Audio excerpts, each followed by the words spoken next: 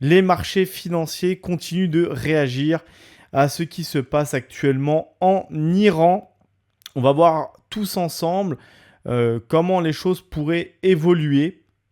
On voit des mouvements sur le SP500, sur l'or, etc. La corrélation avec les obligations. C'est très très intéressant et il y a de belles opportunités en ce moment. Donc on va décortiquer tout cela aujourd'hui ensemble. Et on va commencer par une news très intéressante. C'est cessez-le-feu que les Américains et les Iraniens ont décrété qui devrait durer 2 semaines. Sauf qu'il y a un petit couac. Le petit couac, c'est que visiblement Israël continue de bombarder le Liban et que les Iraniens souhaitent que le Liban arrête de se faire bombarder pour maintenir ce cessez-le-feu. Dans ce cessez-le-feu, il était négocié que le détroit soit réouvert, ou du moins partiellement réouvert. Sauf que on ne sait pas comment ils vont réagir si les bombardements continuent au Liban. Est-ce que les Iraniens vont garder le détroit ouvert, ou est-ce qu'ils vont repartir à l'assaut et ils vont continuer à fermer le détroit? C'est ce qu'on va voir. Par contre, les marchés, ils ont déjà commencé à réagir. Je vais vous le montrer tout de suite, notamment sur le prix du pétrole qui a commencé à chuter. On est à 93 dollars le baril, alors qu'on était autour de 105, 106 il y a encore quelques jours. Donc le pétrole est parti à la baisse. C'est plutôt positif pour le marché des actions, hein, parce que si le pétrole baisse, c'est des coûts en moins pour les entreprises. Et on sait qu'un pétrole qui se serait maintenu au-dessus de 100 dollars pendant trop longtemps aurait eu un impact très négatif sur les marchés financiers.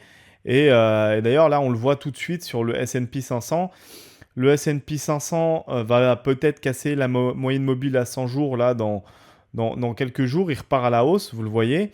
Et ça coïncide parfaitement avec la diminution du coût du pétrole.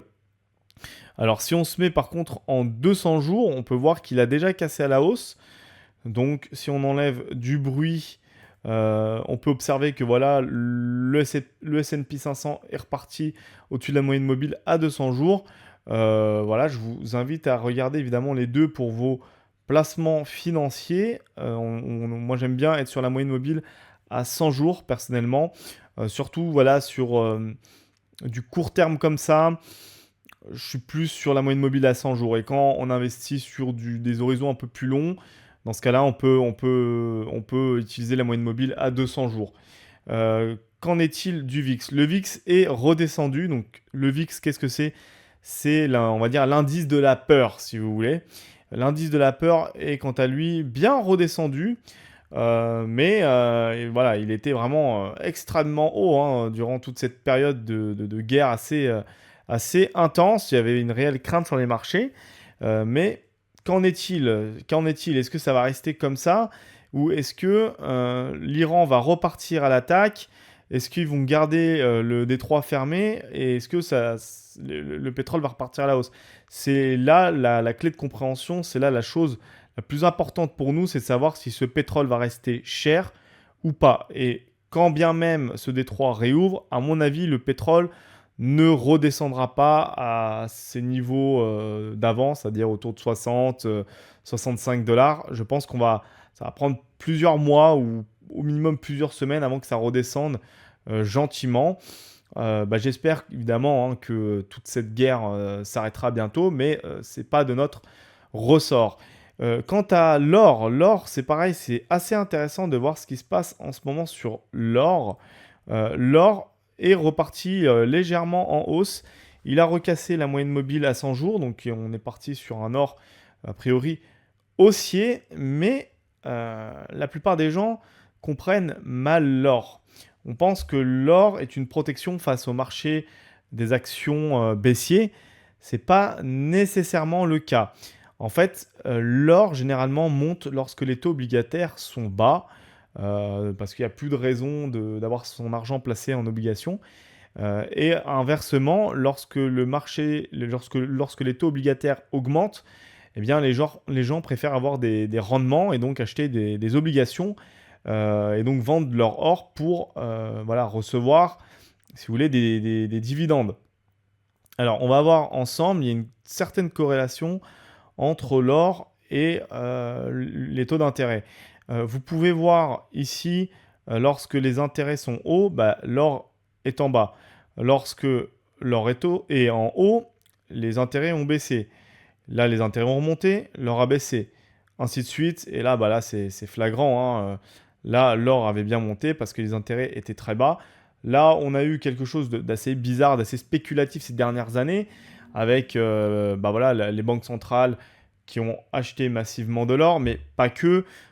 Moi, je pense qu'il y a eu quelques opérations sournoises des Américains, hein, pour faire monter artificiellement l'or, pour emmerder, excusez-moi du terme, les Chinois, pour les empêcher d'accumuler trop d'or. Mais ça, c'est bon, c'est ma petite théorie, hein.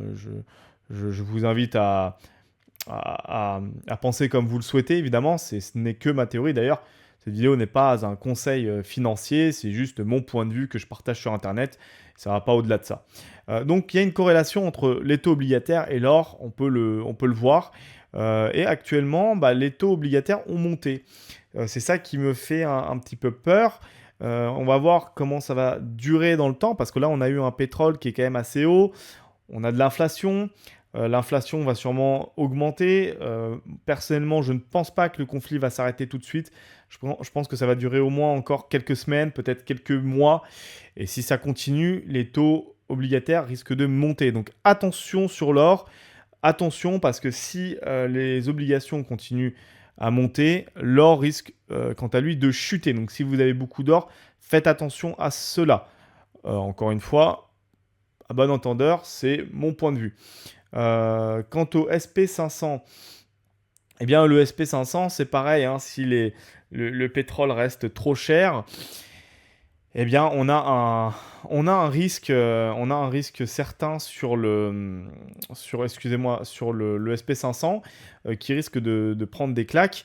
Donc il faut surveiller le prix du pétrole absolument lorsqu'on est bah, sur du S&P 500. À contrario, ça peut être intéressant d'avoir quelques actions pétrolières en ce moment, en sachant qu'il y a quand même un risque de récession aux États-Unis et d'un crash des gros indices boursiers américains. J'ai déjà fait une vidéo là-dessus que je vous invite à aller regarder, qui m'a pris beaucoup de temps et de recherche.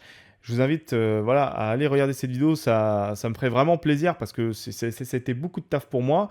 Et donc si ce risque, si cette hypothèse a lieu, bah, ce ne sera pas forcément hyper intéressant d'être sur les gros indices tels le S&P 500, etc. Par contre, être dans certaines actions pétrolières stratégiques, hein, bien choisies, pas forcément toutes, mais bien choisies, ça peut être très intéressant et il y a peut-être des sous à se faire là-dedans.